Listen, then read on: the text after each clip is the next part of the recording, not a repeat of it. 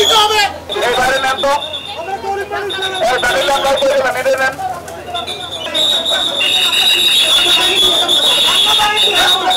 এখন আপনি আমাদেরকে কাজ করতে সাগর দিকে যায় না, সাগর আমাদের দিকে আসছে।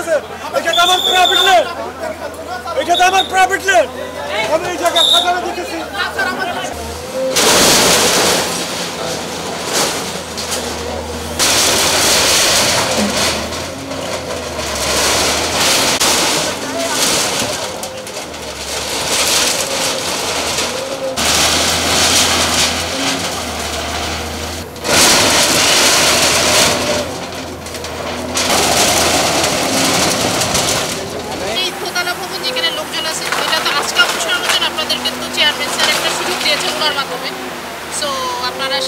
সোমবারে কাগজ নিয়ে 10:30টার মধ্যে অফিসে আর না হলে কিন্তু এই জিনিস এইটাও আবার আসতে পারে না। ঠিক আছে, আসবেন, কোনো সমস্যা নেই, আপনারা ভাঙেন, আপনাদেরকে সহযোগিতা করব, কিন্তু কথা হচ্ছে ব্যক্তিটা নাই, ওই কারণে আপনাদের কাছে এসেছি। উনি সাথে করে ওমরাতে নিয়ে যায় না।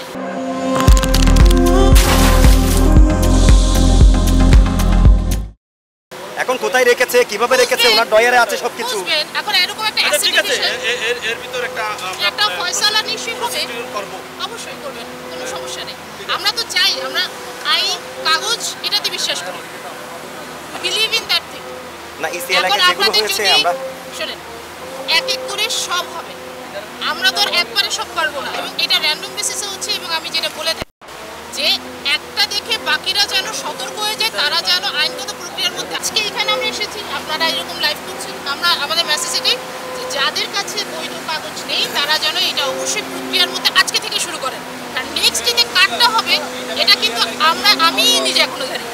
আপনারা কি স্পেসিফিকলি শুধু কি সেন্ডিতে গেছে? স্পেসিফিক না, এটা র্যান্ডম বেসিসে সিলেক্ট করা হয়, এরপরে কাটটা হবে আমরা জানি না।